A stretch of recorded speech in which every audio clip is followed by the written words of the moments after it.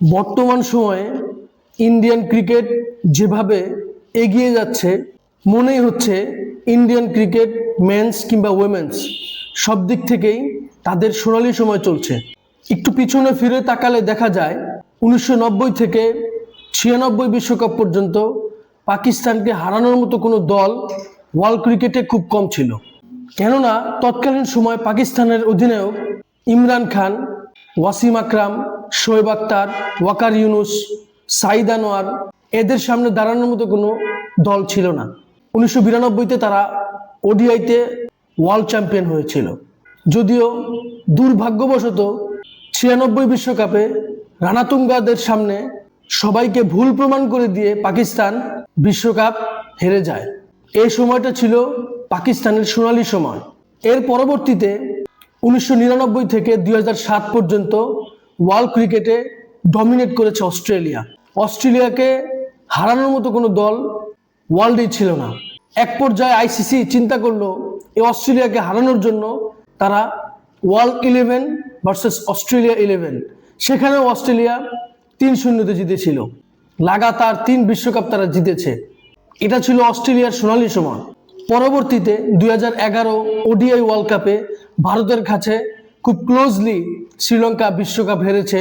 2012 টি-20 world কাপে West ইন্ডিজের কাছে ফাইনাল হেরেছে। 2014 এশিয়া কাপ শ্রীলঙ্কা জিতেছে। 2014 টি-20 ওয়ার্ল্ড কাপ শ্রীলঙ্কা জিতেছে।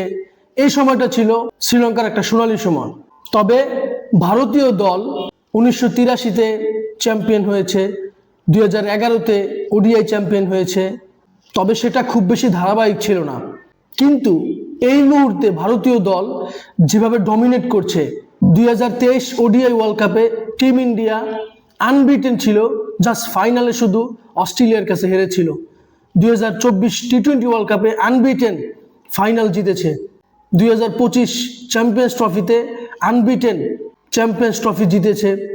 2025 এশিয়া কাপে আনবিটেন পাকিস্তানকে হারিয়ে এশিয়া কাপ চ্যাম্পিয়ন হয়েছে। সর্বশেষ 2025 আইসিসি উইমেন্স ওডিআই ওয়ার্ল্ড কাপে ভারতীয় দল সেমিফাইনালে অস্ট্রেলিয়াকে, ফাইনালে সাউথ আফ্রিকাকে যেভাবে হারিয়েছে, ব্যাটিং, বোলিং, ফিল্ডিং এবং তাদের ক্রাউড সব মিলিয়ে ভারতীয় দল এক অন্য লেভেলের ক্রিকেট খেলছে। ভারতীয় মহিলা দলের এই চ্যাম্পিয়ন হওয়াটা এটা একটা সিনেমার মতো ছিল। ইংল্যান্ড, অস্ট্রেলিয়া, সাউথ আফ্রিকার কাছে তারা গ্রুপ স্টেজে হেরেছে। বাংলাদেশের সাথে একটা ম্যাচ ড্র হয়েছিল। বাট সেমিফাইনাল এবং ফাইনালে যেভাবে ডমিনেট করেছে ভারতীয় মহিলা দল এবং তারা চ্যাম্পিয়ন হয়েছে, এটা সত্যি প্রশংসার দাবিদার। এক কথায় ভারতীয় দল মেন্স কিংবা উইমেন্স সব দিক থেকে তারা তাদের সোনালি সময় পার করছে। কে জানে, হয়তো 2026 টি-20 ওয়ার্ল্ড কাপেও ভারতীয় দল আহমেদাবাদে আবারও চ্যাম্পিয়ন হবে, কেননা তাদের সেই কোয়ালিটি আছে।